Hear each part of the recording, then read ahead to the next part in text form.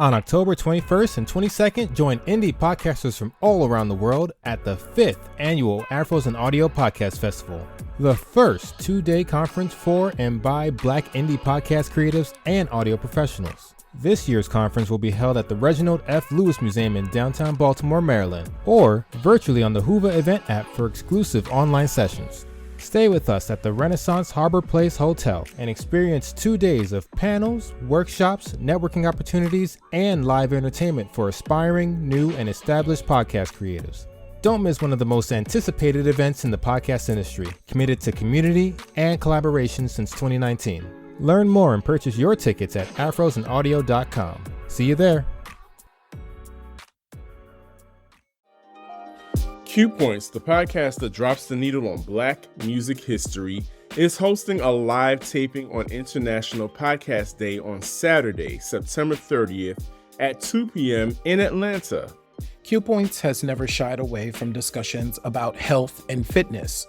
For us, it's not just about the music, it's about moving more too.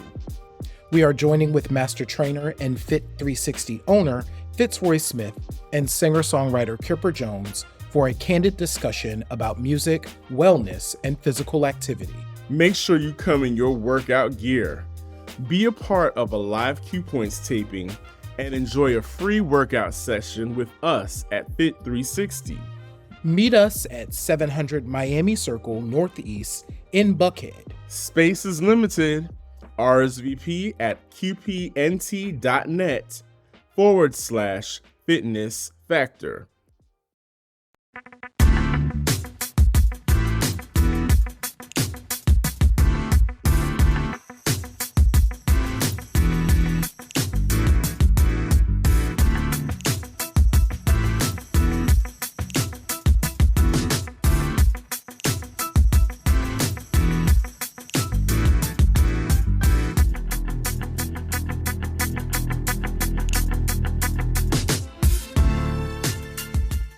Greetings and welcome to another episode of Q Points podcast. I am DJ Sir Daniel. And my name is Jay Ray, sometimes known by my government as Johnny Ray Cornegate the Third. That was our intro. The intro didn't know what to do.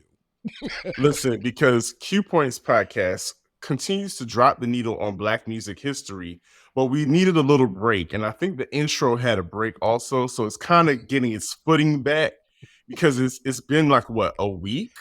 Since you guys have seen us live. And so the intro was just like, I don't know. I'm feeling a little foreign here, but listen, welcome back. I'm very glad to see everybody that's tuned in. J Ray, I'm glad to see you. Mm-hmm. The last time we were live, you were on vacation. Mm-hmm. And the reason why we didn't have a show was thanks to Idalia, right? Idalia came on through Myrtle Beach, kids, and that internet was like, I don't know. So instead of risking it, we were like, you know what, J-Ray, take care of you, take care of the family, enjoy your vacation, enjoy your break, and we'll get back to it. And it's been a nice little time off. Last weekend, I was able to celebrate my birthday. It's been 48 summers, y'all, and I feel blessed to still be here. And it was just a nice, you know what, Jerry, I won't front. When you get all the messages, and thank you to everybody that sent messages, whether they were texts, DMs, Facebook posts, Twitter posts, all that kind of stuff. I really appreciate it, and I'm very thankful to y'all for reaching out. And those things matter, Jerry. Well, they matter to me because, it reminds you that people rock with you and people, actually do love you. And when they recognize that, your birthday and the reason why you're here, it's nice. It's really nice that I don't go OD and celebrate the whole month and all that kind of stuff because, I'm grown. I'm an older man. And a lot of people think it's sassy for a man to celebrate his birthday. I think that's so interesting. I don't know. Let people have their joy. Let Black folks be joyous and celebrate their birthdays for a whole month. DJ Sir Daniel, if you wanted to celebrate your birthday the whole month of September, we would celebrate it right here. We gon' whatever you want to do. You like, I'm celebrating all month. Okay. Right. Well, my birthday proceeds a very important person's birthday. My birthday is the day before Beyonce's birthday. And J Ray, we gotta acknowledge what we witnessed. Yeah. It was literally, if y'all didn't know, Diana Ross sang happy birthday to Beyonce on stage during her birthday concert of the Renaissance World Tour. Yeah. And that was a huge symbolic moment, guys. I don't know if you realize that, but that was a big moment to have Diana Ross, the boss, come out and acknowledge Beyonce on her birthday and as an entertainer. That was literally a passing of the scepter, a passing of the crown, if you will. Yeah. That made me so happy. I think what made me most happy is watching a gleeful Beyonce run probably quarter of a mile, because that's a huge stage. Yeah. And for Miss Ross not to know that Beyonce was going to do that. So that's the other thing that I was reminded of, right? Is that when you're doing things that large, you don't always get to see the people, right? I don't know that Diana Ross expected to see Beyonce, right? She was there to do a job, and her job was to sing happy birthday to Beyonce.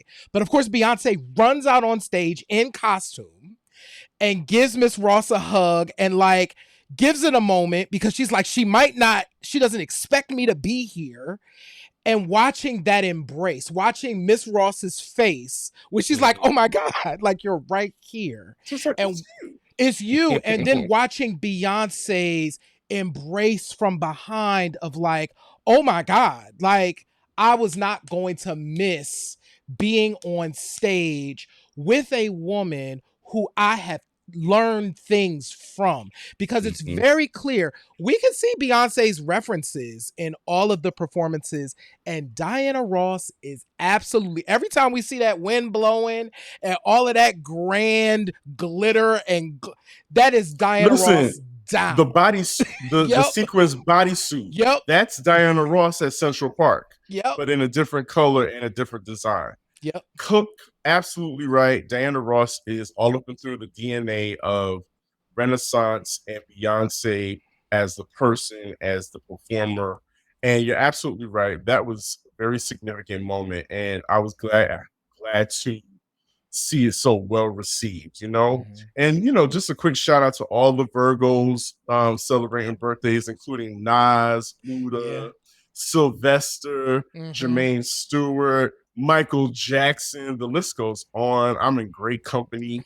And yeah, it just makes me really happy. Speaking of Foxy Brown, y'all, Jerry had me cracking up because the last episode, the show that dropped this week, of course, was about Foxy Brown, who celebrated her birthday, her 45th birthday.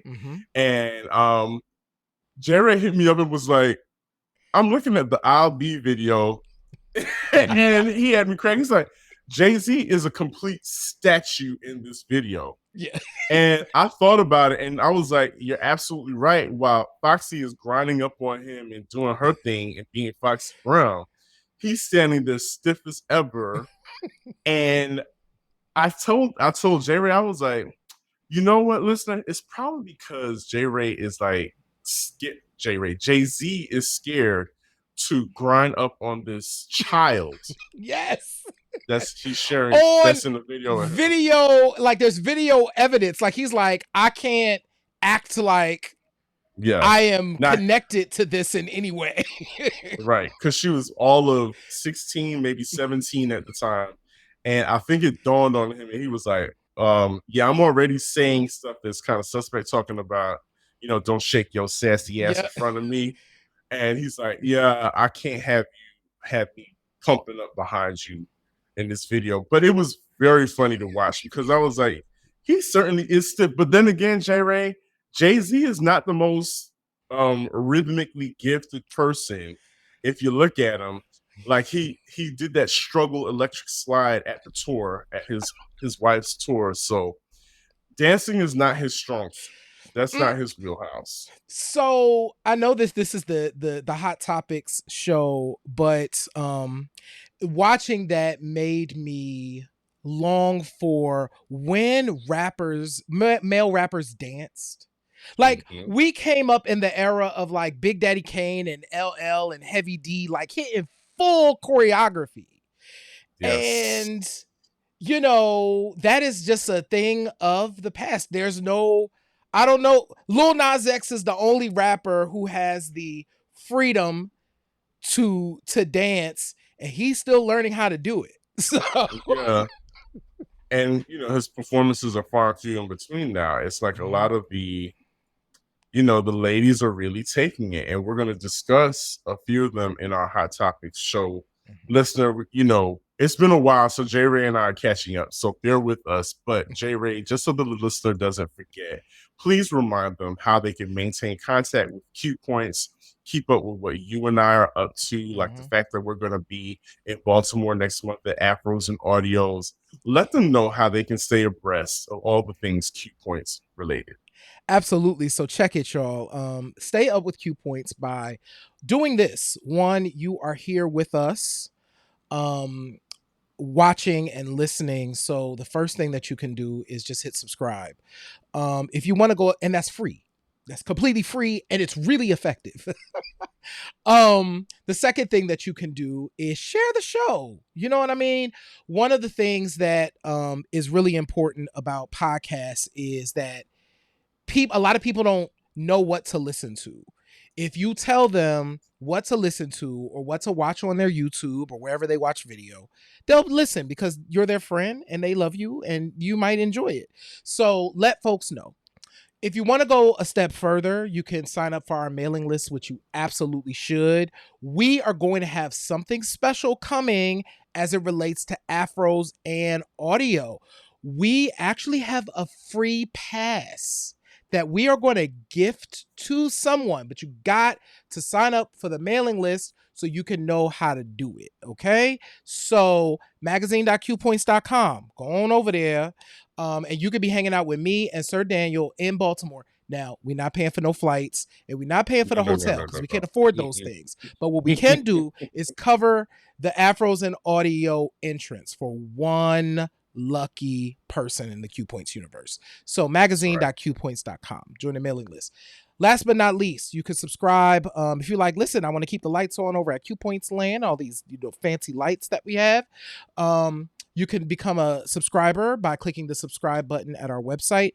And that's another great way to stay up. You can also buy gear on our store at store.qpoints.com. Speaking of gear, you know what I saw at House in the Park? Every time I hear about House in the Park, I think about you because I I know miss that it. that's guys, listeners, that is a spiritual experience for people like J Ray and Carlton, who was Mhm. representing Q Points Oh yeah, thank you, in our Carlton. Yes.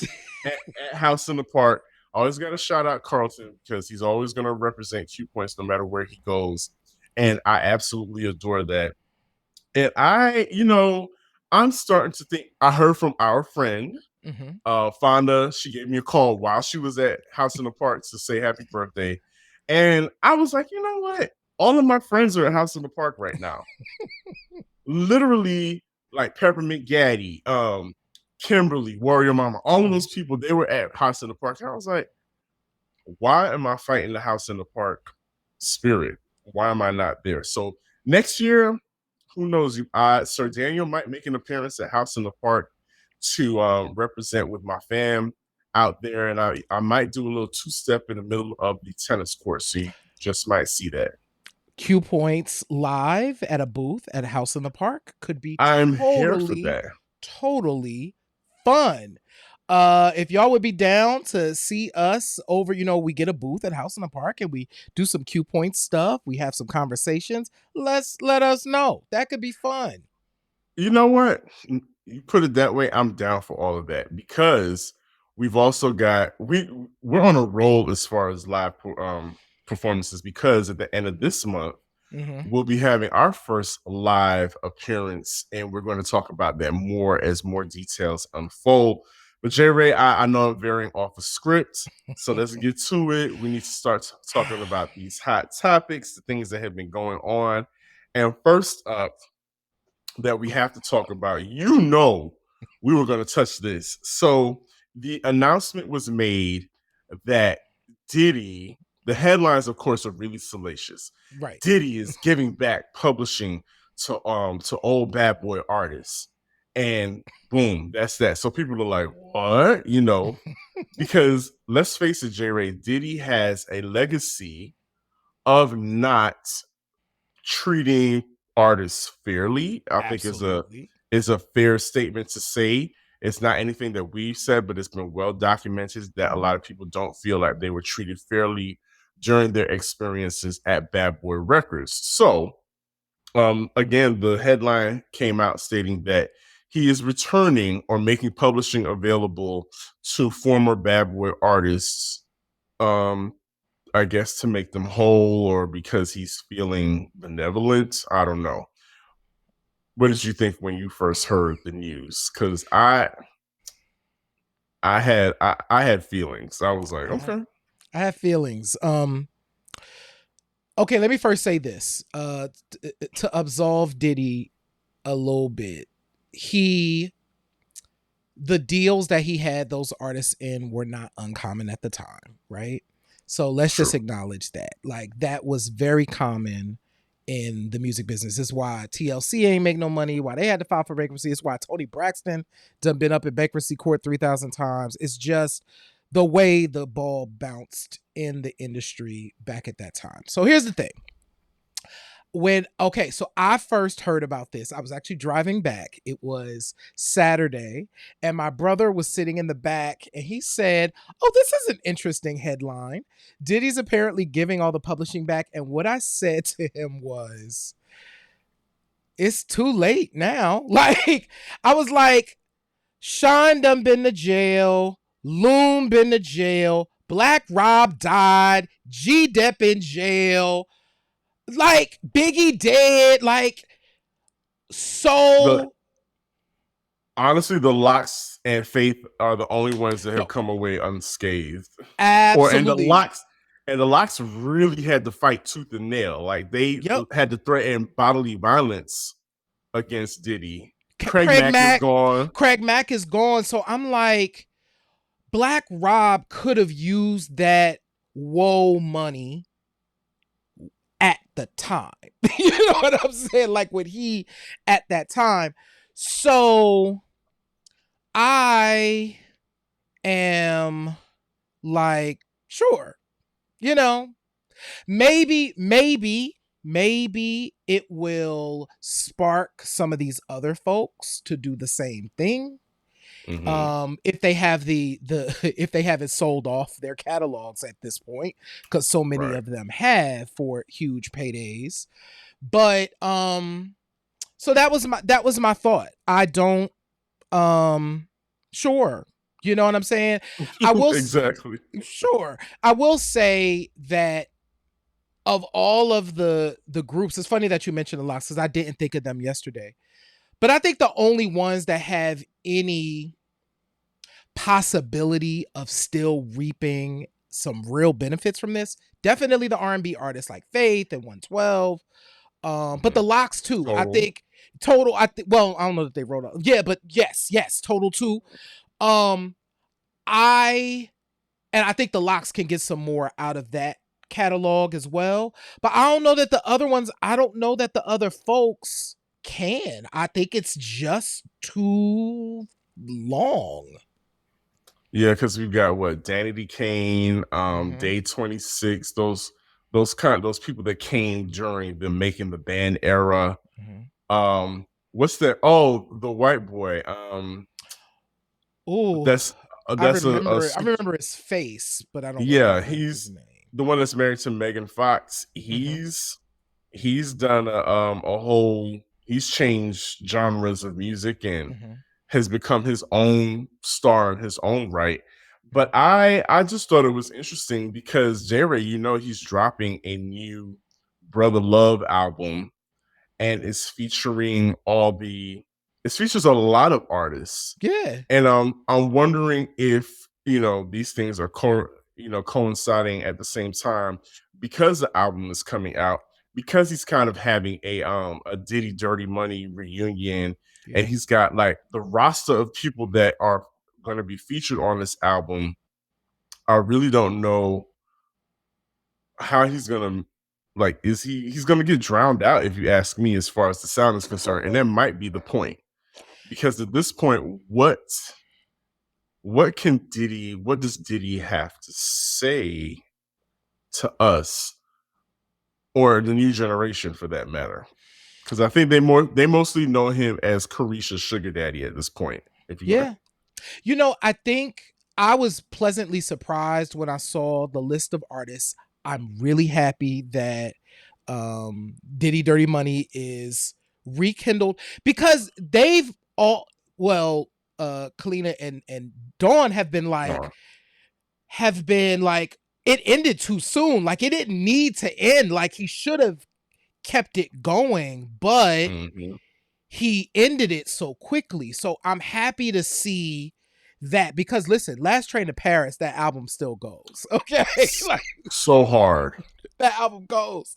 So I'm with you. I think the point might be Diddy moving into his, musical Svengali sphere of like, what I do is I engineer hits. You know what I'm saying? And that's not a bad place to be when you are Diddy. It's kind of, maybe this is his way of saying, no, what I want to be remembered for is I helped to engineer sounds. And so let's see what comes out. Let's see what comes out in the wash. I thought you and I have shared this in our meetings a lot, that we are kind of nonplussed that he hasn't been a part of any of the hip hop 50 celebrations. It's still, we still have the last quarter of the year, to see if he pops up in any of the celebrations, or if Bad Boy is a part of the legacy.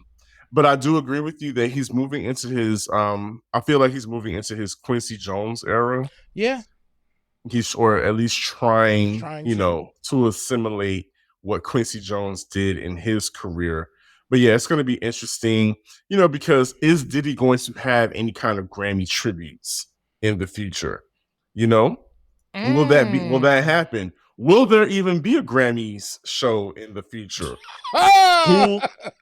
Who will be nominated for Grammys? Will real people even be nominated for Grammys in the future? Because at this point, it's already started, Jerry. We mark our words. Q Point always has his fingers on the pulse of everything. When we did our show about the machines are coming, the machines are here. An AI-generated song, that AI-generated song that we talked about earlier this year, I believe by Drake and The Weeknd, is being nominated for a Grammy. And I think at this point, nobody knows what to do. I really do believe at this point, they're kind of just making up the rules as they go along. Yeah. Yeah. So this is a continuation. So here's the deal.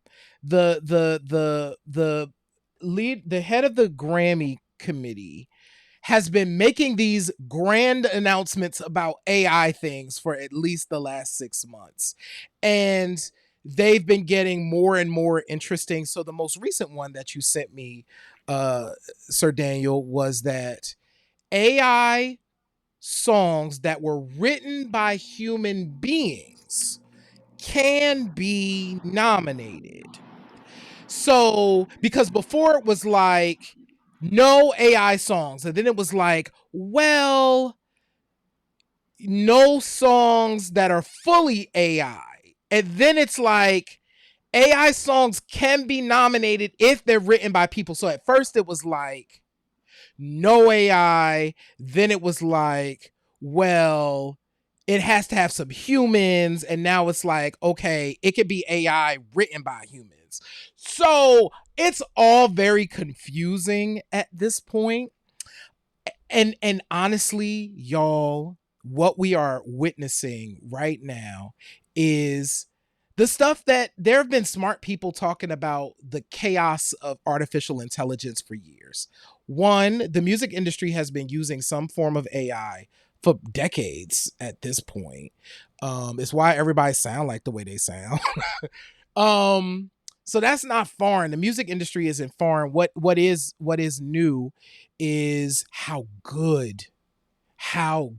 When we heard Sir Daniel that Jay-Z verse or that AI Jay-Z verse, it was like that does sound like an old Jay-Z verse right there. It sounds like him.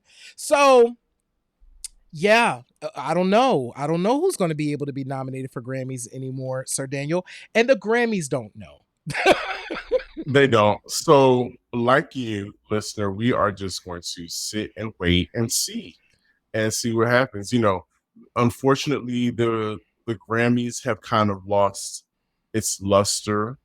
There you ask a lot of people, especially people in the industry, are they say that the Grammys don't hold as much weight as they used to. Um, we don't get the kind of historical performances like we used to. I mean, there's just a lot that goes along with what is missing from the magic of what the Grammys used to be. And I think maybe, just is something that we just have to accept. Yeah. As the Gen Xers, slash dinosaurs now, we can keep talking about glory days, and those glory days might just be behind us completely.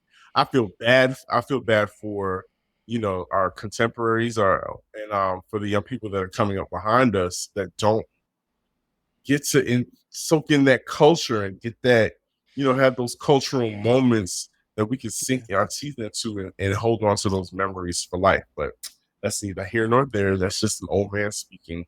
Yeah. No, I think you're right. I think you're on it. I think I don't know. I'm wondering if we do need to rewind some of the stuff. You know what I'm saying? Not throw away the advancements, because I think so many of the advancements are actually can be helpful, right? But make sure that young folks also understand some of the things that used to happen in the past. I was listening to a report yesterday about professors and teachers learning to embrace ChatGPT, because now ChatGPT can write like 14-page essays in like minutes. And what does that mean for like students? You know what I'm saying?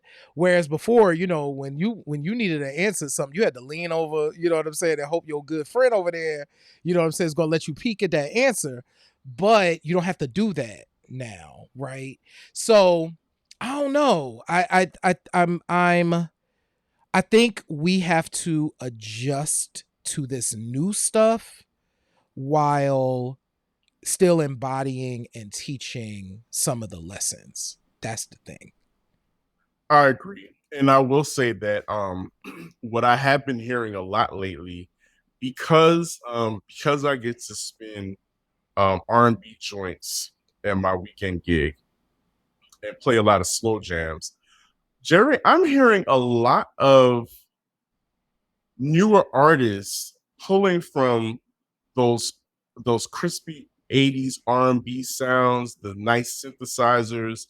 The young person Breezy is came out with a dope R&B jam that I played, and it slaps. And she I don't know what pronouns they go by. I can't remember, so don't hate me. But they came out with a great R&B jam. Victoria Monet's new project slaps and has some really nice R&B sounds that are reminiscent of what we grew up on. And it's fun. And I say that to say, because in our live chat, Marcus mentioned that a lot of contemporary music is forgettable. and there are hardly any classics anymore. J. Ray, when you and I think of classics, we think of Luther, we think of Diana Ross. Well, we want to give it up for a classic that ain't going nowhere. As a matter of fact, it is a black music jam. It is so huge. the blackest ass song you could ever think of. It deserves an encore because it's Encore by Cheryl Lynn. That song turned 40. Yes. Last week, about a week ago, since this song show. You know what? Yeah, actually, it's coming up. So it's coming up. It'll be 40 in December. Yeah. Okay. Jimmy Jam and Terry Lewis come through. Listen, when that song comes on, it's like, I don't know. It's like watching a rocket launch. Yeah. The way it builds up that. It's like, it's like, oh yeah, we're in for it, and your body starts to roll uncontrollably. I automatically transform into a white linen suit with some chancletas and a hat to match. It just puts me in the best mood ever, and I automatically start doing the electric slide. Yes. It's just that there are a few songs that have that effect, that will do that to you. Frankie Beverly and Maze, of course, Before I Let Go. But Encore. Yeah. Let's talk about Encore and the gift that Cheryl Lynn is. And I'm so thankful that she's still here with us. Yeah. So, and she's on Twitter too, which I love. And I hope she knows that we absolutely adore and are so thankful that she's giving us so many hits, including Encore. She's given the Greek major hit.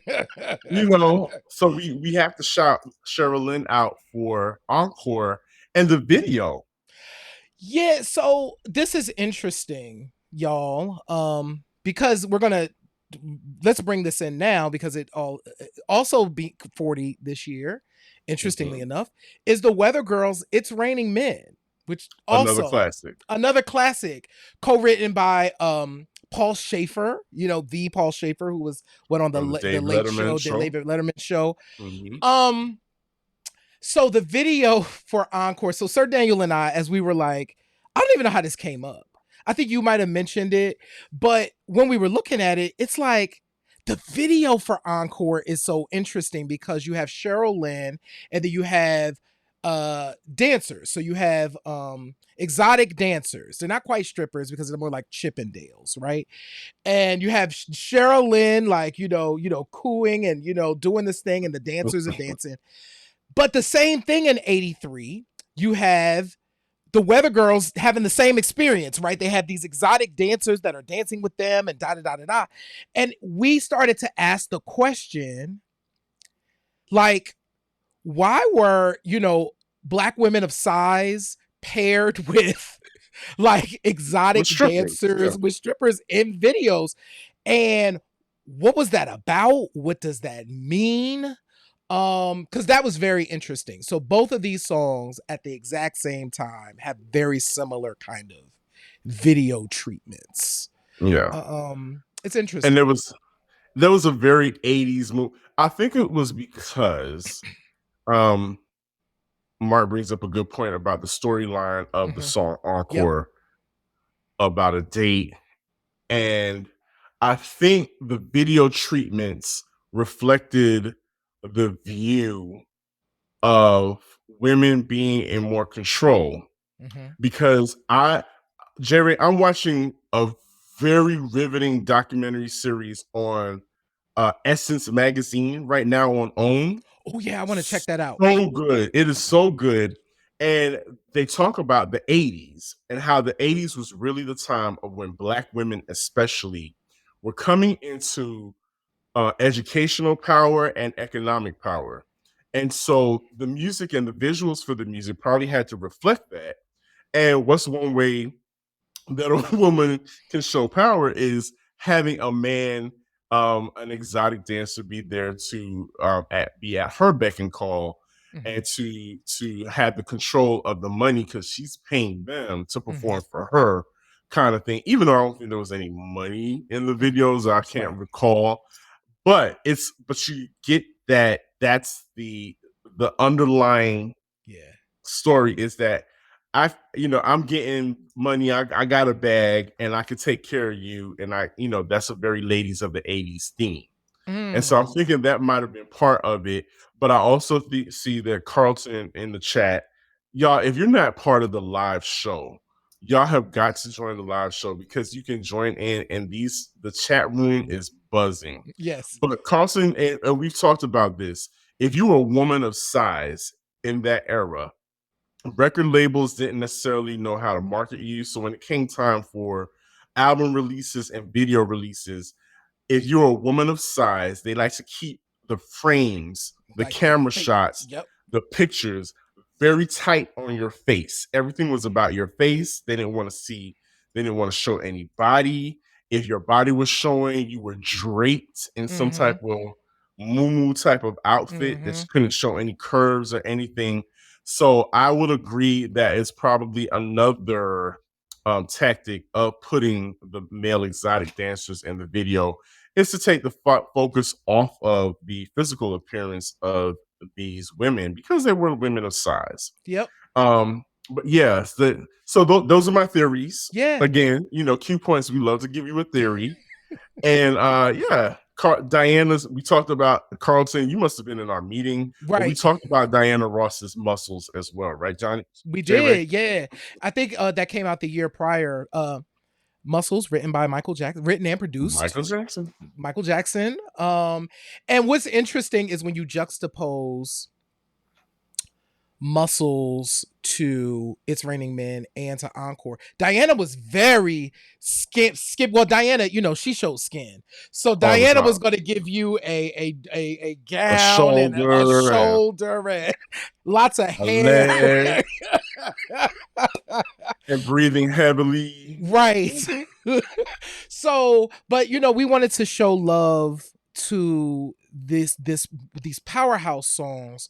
Encore is such a classic.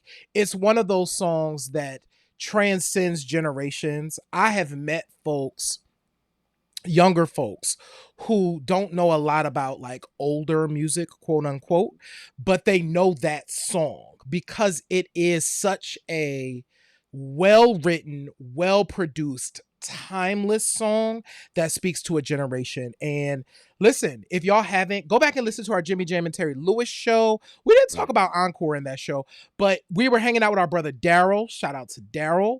But yeah, go check out our Jimmy Jam and Terry Lewis show where we gave them some love. Because an element that is in Encore that I think all of us respond to is a good double clap. Yeah. It's a good double clap and and something that'll make you body roll. And we have to pay homage to these women, especially because their influence still shows up today. Mm-hmm. We have an artist. I know, a lot of people are scared to speak her name right now for legal matters, Right. but we've got Lizzo, who is a direct descendant of Yep. 2 Tons of Fun, the Weather Girls, and Cheryl Lynn, but she has the agency in the 2020s to be comfortable in her body and show off all of her curves and to still put other people in the position of objectifying them in the videos. Right. We're speaking In the strictly about the videos. videos. We talked about the And videos. yeah, and how much of a reference and an influence that these ladies have had even today. Yeah. I think that's really important. Despite all the stuff that is happening with Lizzo at the moment, because child, we know now apparently she's suing the dancers now. Okay. Whatever. That's It's American. It's very You American. sue me, I sue you. Exactly. But you are absolutely right in that it is these women, these black women, these fat black women, these black women of size that had to, the Martha Washes of the world and all these folks that had to cover up who they were and their sexuality to allow Lizzo to walk in her fullness. And that should be commended. You know what I mean? So, and that's why I'm always really weird about, you could say, I've always been really weird about the way people talk about Lizzo, because it's always very much about her weight. And For sure. It's so annoying. And I'm like, y'all just was looking. So when we talked about this on the show, when this lawsuit happened, it was like, oh, y'all was waiting for a reason to just like not like this woman because y'all already didn't like her. All the memes, all the gifts, everybody became a stand-up comedian on the social medias. All the fat jokes, you had them all in the chamber, just ready for Lizzo, just waiting for the moment. So we peeped at y'all. But J-Ray, okay, so we're up against a break.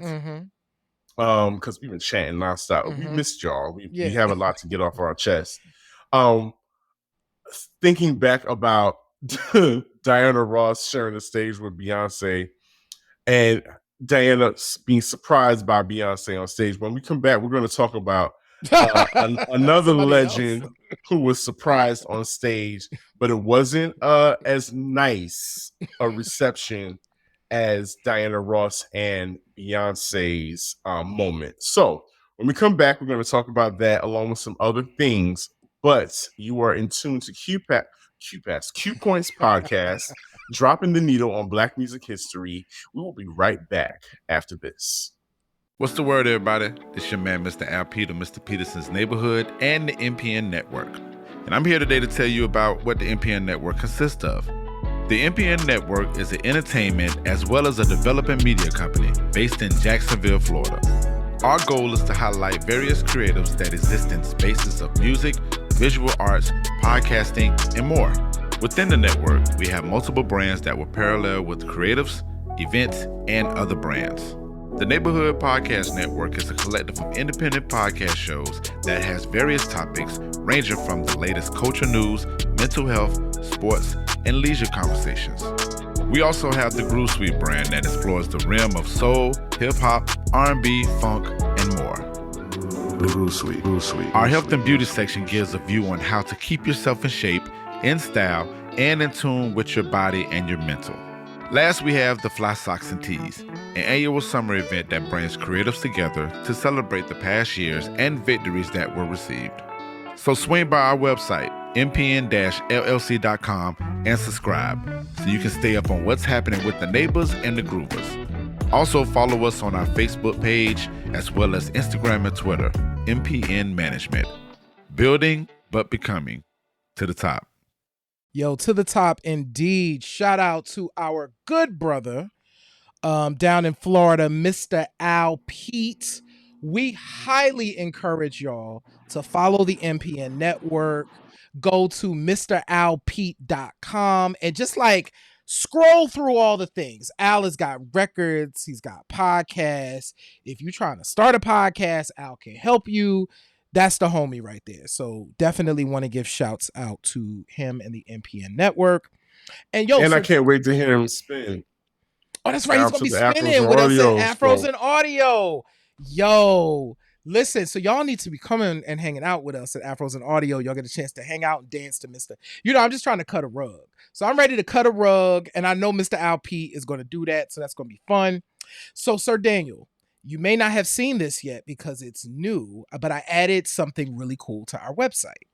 So if you visit qpoints.com now, we now have a Good Pods badge because we are in their top 50 podcasts for music history. We're actually number 27 in all time. And I think this week we're like number 7 in for indie podcasts for music history. So we want to shout out Good Pods. We absolutely love them. If you all are not using Good Pods to listen to podcasts, we highly encourage it. It's just like any other podcast listening platform, but the difference is it's like Facebook for podcasts. So the people that you follow can see what you're listening to, and then they can listen to what you're listening to, and you can rate us. It helps us to move up on the charts. So you can add Good Pods to your phone. You can also listen to us on Good Pods online. So if you visit qpoints.com, right there on the homepage, you can click our little button and it'll take you to us on the Good Pods situation. So that's kind of dope. Super dope. So glad to be a part of this body of Black creators and podcasters that are just doing the thing. Yeah. And part of what we do, J. Ray, is we are constantly keeping our finger on the pulse of music, Black music, new, old, and I'm constantly, scrolling through Instagram, and every now and then I have one of those moments where I immediately have to send J. Ray something. I have to text him. I don't know what time of night it is. I'm going to text him. And when I saw this last week, I was completely flabbergasted. I was actually kind of disgusted because of what happened. So, we're in the midst of all these hip hop 50th anniversary celebrations. A lot of legends are being honored, and a lot of shows they're being booked. They're booked and busy for a lot of gigs right now because, people are realize that there was a golden era and the music was just dope. And we want to experience that. And we want, because you are still dope and you are still relevant and you still look good and you can perform, we want to see you live. Yes. And that's happening here in the United States.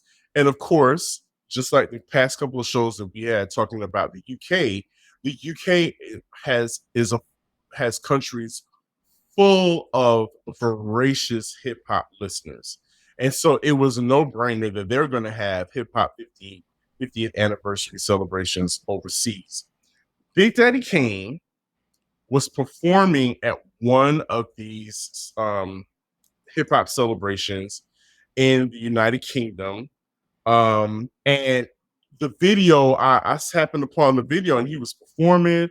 I think he was performing Raw.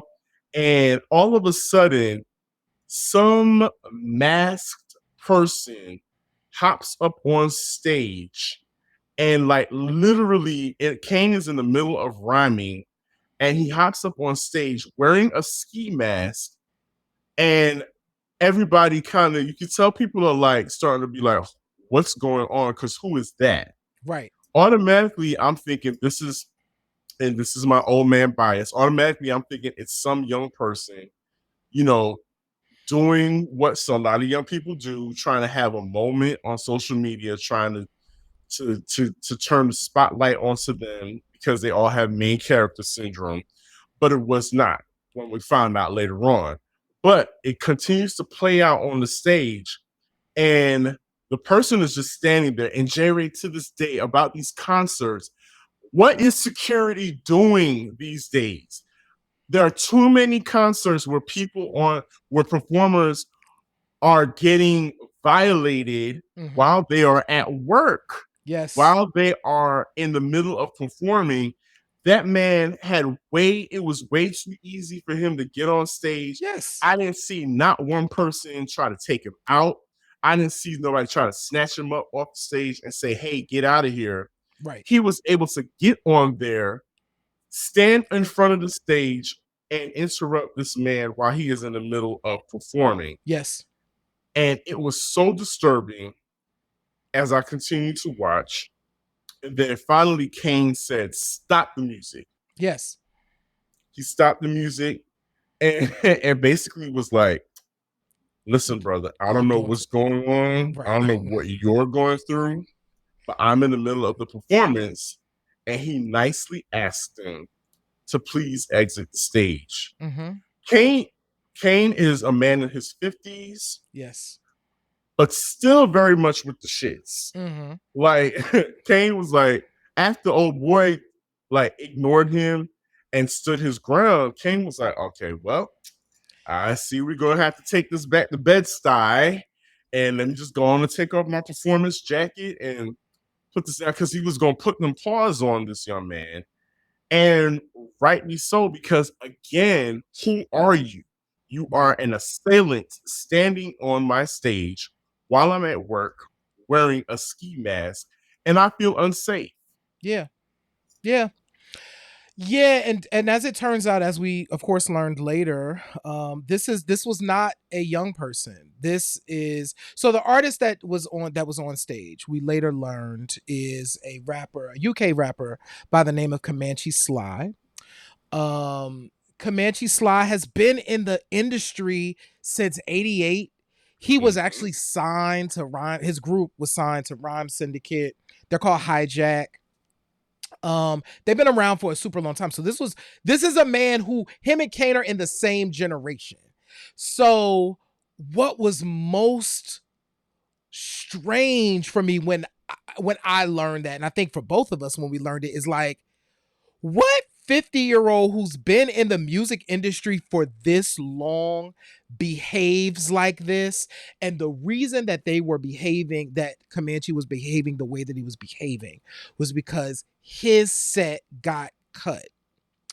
That ain't had nothing to do with Big Daddy Kane at all. Like, this beef was not with Big Daddy Kane.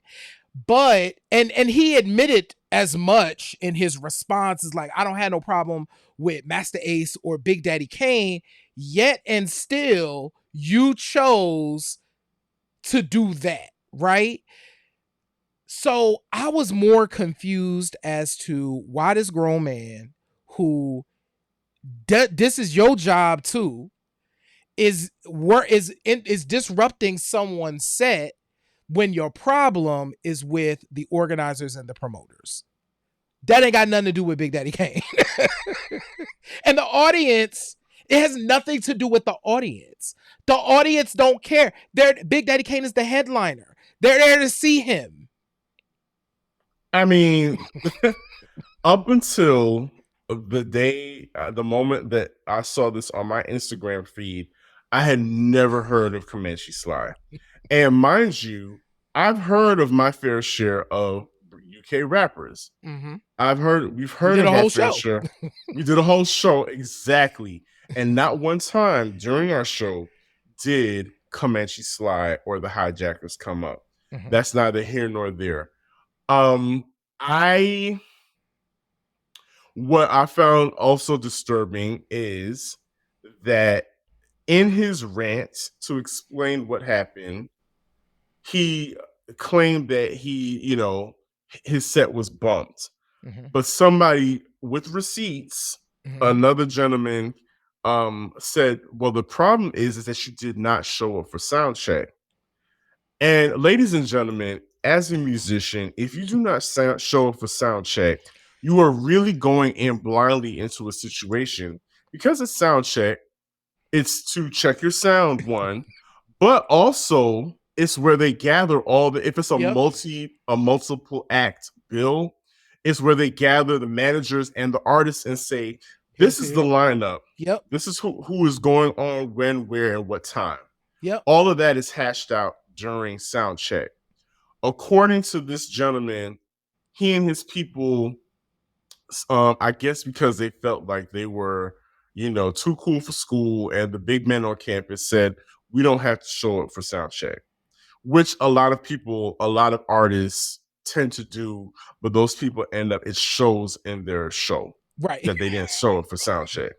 So this gentleman came and got mad because he didn't know where he was supposed to be. Mm-hmm. He assumed where he was supposed to be, and he assumed that because he is a UK rapper, that the promoters were kissing, quote unquote, kissing the arse, mm-hmm. the arses of the Americans, and he was quite fed up with it. You know, this is 30 plus years of him having apparently this happened 30 plus years ago when Master It's the Ace was Ace, in right? and same thing happened. My guy had been holding on to a grudge. Like Rakim said, I hold the microphone like a grudge. He was holding on to that argument from years ago, and he had just been fed up. He had been going on and on about how he and his crew left their wife and kids at home. Sir, Big Daddy Kane, Master Ace, traveled across several continents to get to and left his child. Yeah. He has a young child. Yeah. His family to be there. Master Ace has a family, has a wife, children. You got to come up with something better than that. Yeah. You are. So I did, but we did think it was very interesting because according to him, there is a long-standing beef between UK artists and American hip hop artists. And I was shocked. I had no clue. I have never heard of that. I don't think that's real because they wouldn't have booked. They wouldn't be booking these artists to go. You know what I'm saying? I've never heard that. I even think of Kenny Parker. Shout out to DJ Kenny Parker. Check out his YouTube. When he was talking about his epic fails, one of them was like, yo, we was doing a show in the UK and I brought my records and da da da da. And the DJ over there was like, you know, helping Kenny like, no, to get the crowd, play this specific record. And so they were in the UK, like, just like, this is what we do. So I don't think it was real. I think that was really unprofessional. And I guess age don't matter. I mean, because I like you. When I first saw it, I was like, this is some, I'm sorry, young people. We shouldn't have done that. Yeah. Because it wasn't. This was a good and grown man. It was the ski mask, y'all. Yeah. Real quick side note, young people that are listening to this, can you please explain to me and Uncle J Ray here, in this 90-degree weather, this hot as balls, like record-breaking temperatures of a summer of 2023, how are y'all still able to, one, rock ski masks, and two, rock hoodies in the summertime? Hoodies, long jeans, full black. I'm like, it's beyond me and a lot of people of our generation. We're y'all not hot.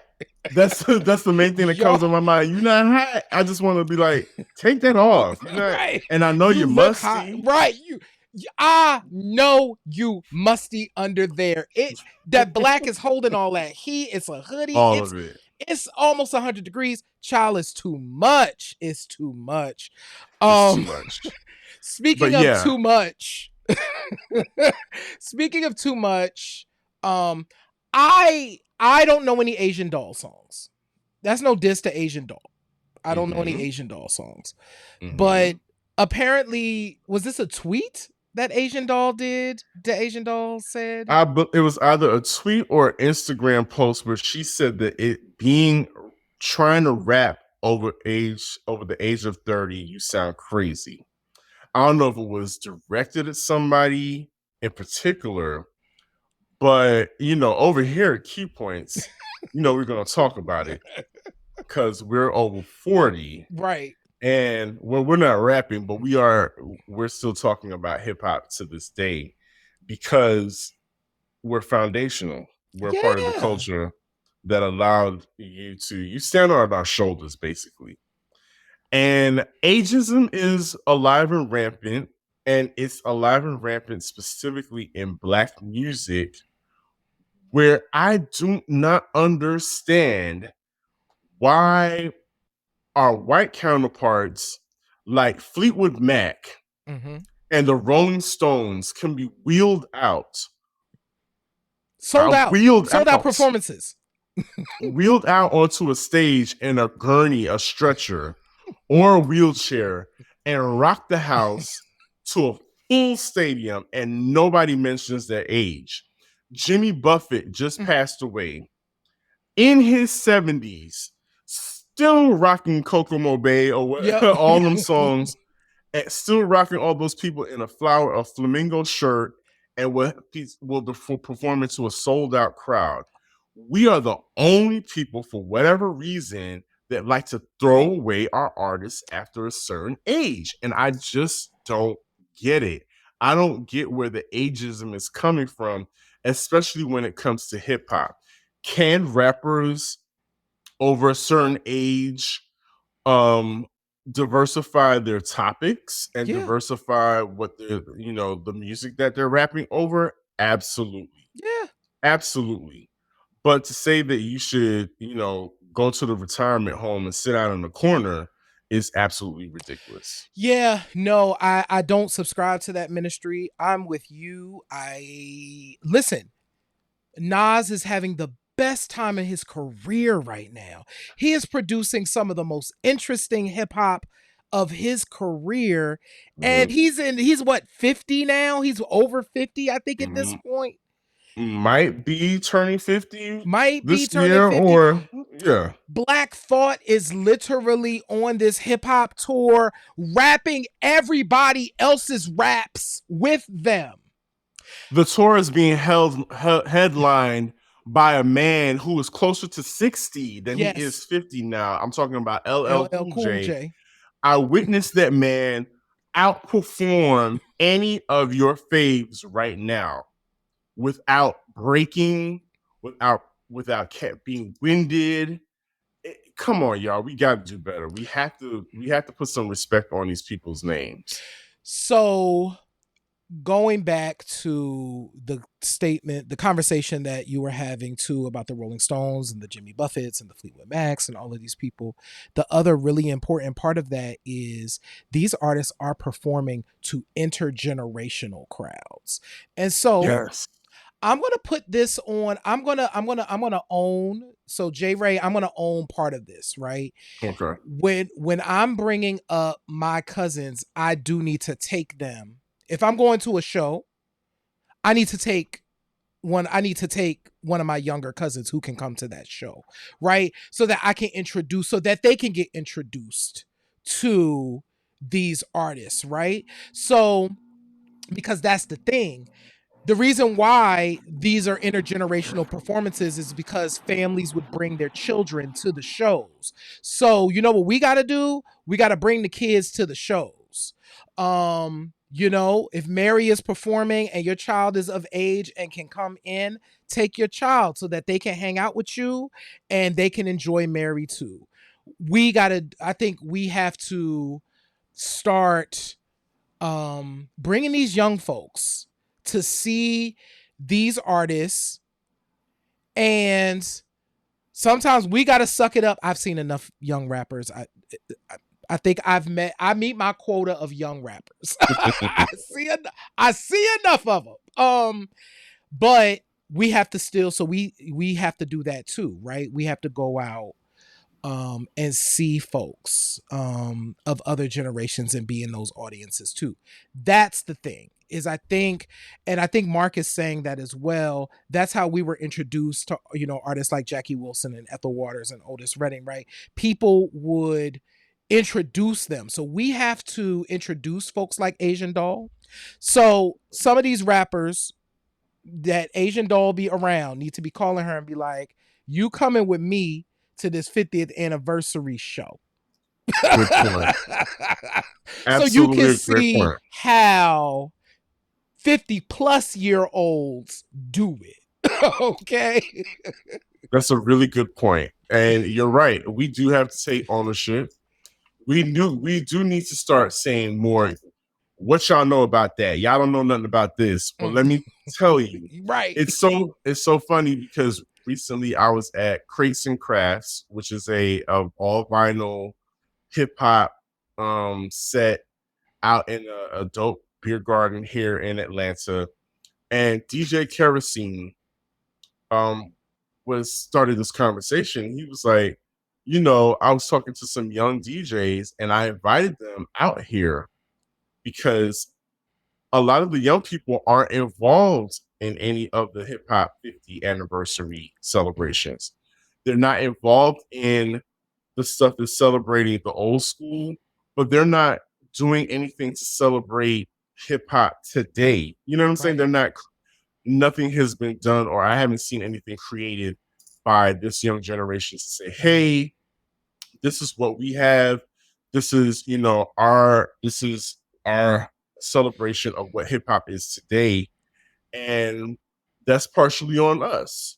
Mm-hmm. But there's got to be some reaching back as well. There has to be some type of curiosity of what came before you.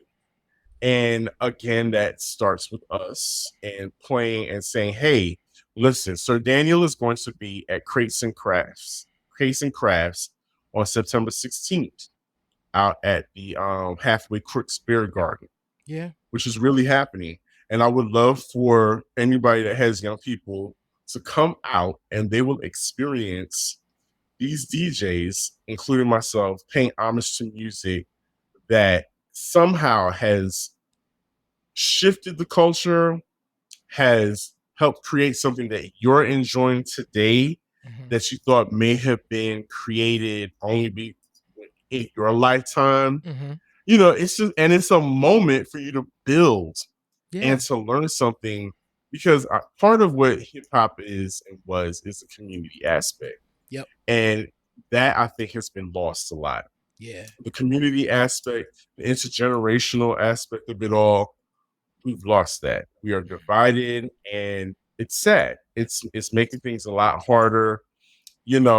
I think about the fact that 30 years ago, I could pop in Baby Faces for the Cool in You in the same car with my mother. Yeah. And we would be jamming together. It's a hot record.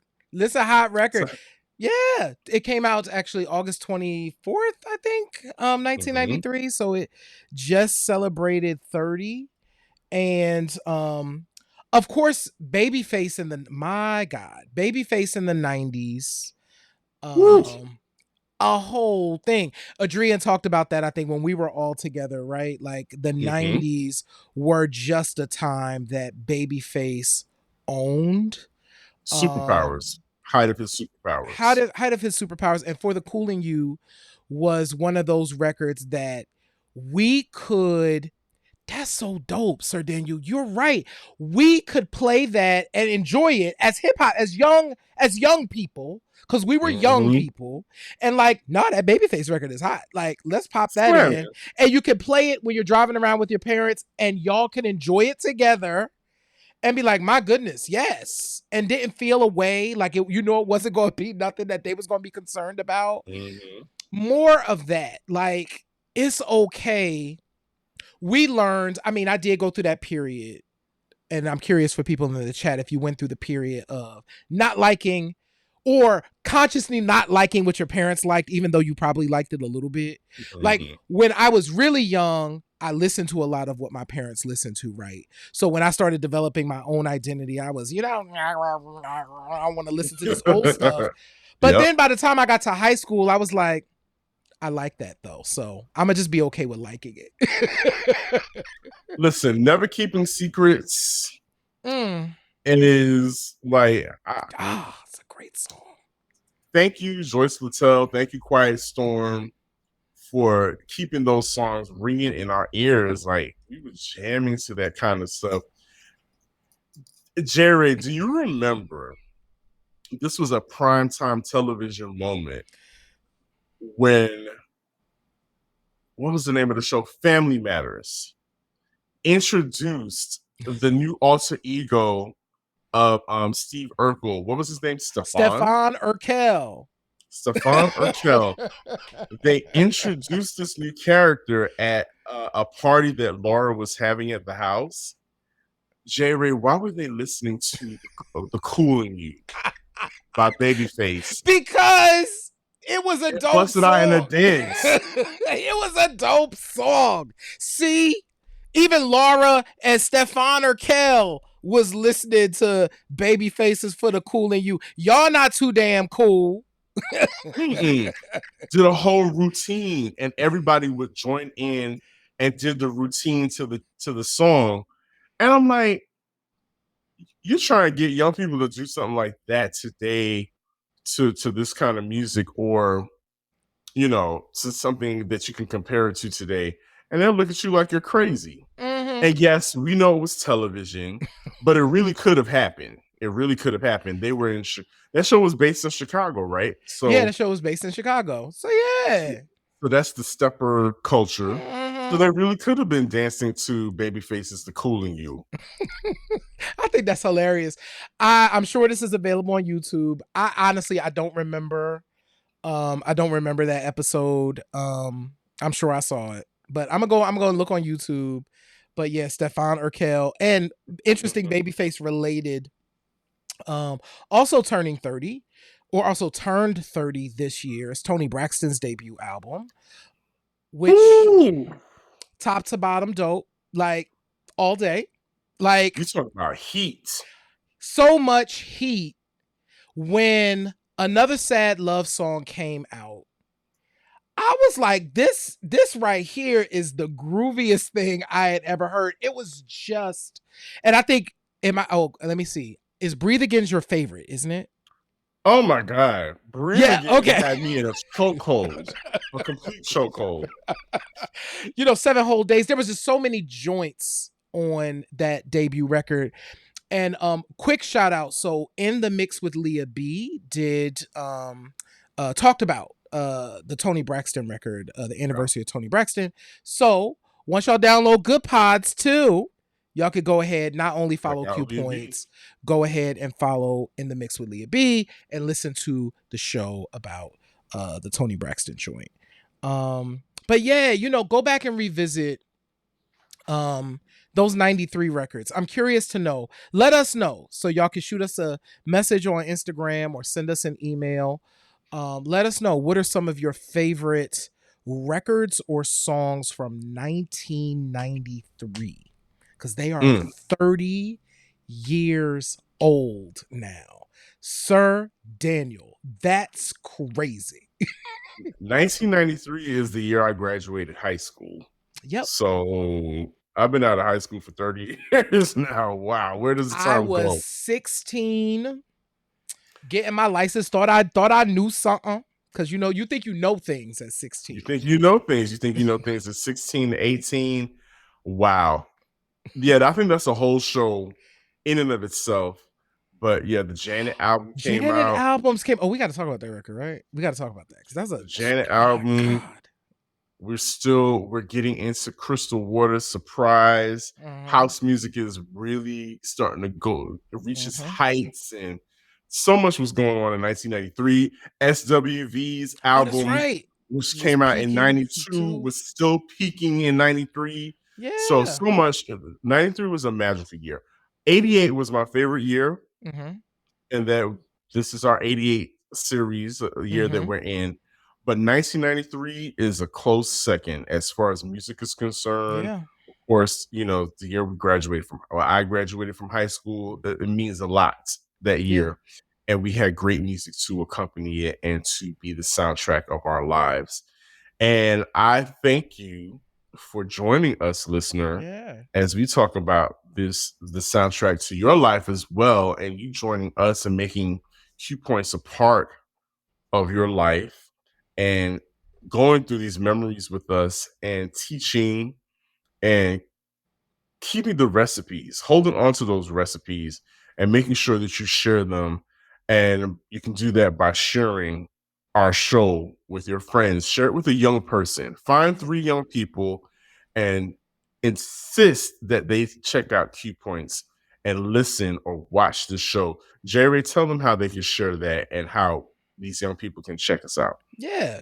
So first of all, if you are, wherever you are listening or watching, make that the method, right? You know what I'm saying? Like, you could subscribe there, you could share from there. That's fine. We are literally everywhere you could think of that has podcasts.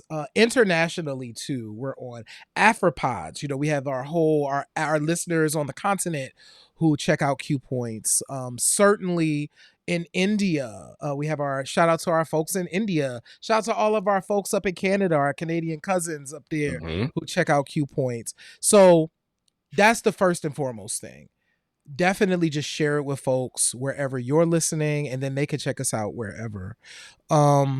But definitely we want to be able to communicate with y'all. So join the mailing list. You know what I'm saying? Join the mailing list. We share additional information. We are going to keep this chat because y'all are dropping things in the chat. I think that'll be a good playlist. So we might have to drop some stuff that's specific for the mailing list from this show about Q Points, like some of our favorite 93 tracks. So let's definitely do that. But join the mailing list at magazine.qpoints.com. And yeah, that's really the main stuff, y'all. Listen, subscribe, tell your friends, join the mailing list. That's it. Awesome. Well, we have some surprises coming up in the next few episodes. I think you all definitely want to make sure you stick around. We thank you always for checking out Q Points and for supporting us as well. Like J. Ray said, please take advantage of the newsletter so you can find out how you can join us next month at Afros and Audio Podcast Festival in Baltimore, and just continue being safe. Yeah. COVID is spinning the block, so please, everybody, make sure you be safe. We are coming back. We are coming back in the next few weeks, and want to make sure that you're there with us. Not coming back. We're gonna have a show next week. Yeah. But I'm saying we want you to come back, and COVID is trying to make a comeback also. But so please be safe. And the winter months are coming. Cold and flu season is coming. So please take care of yourself and your health.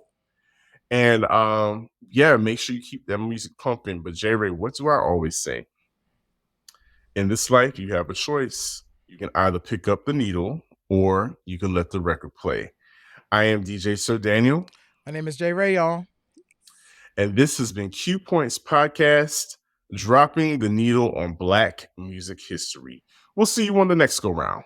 Peace. Peace.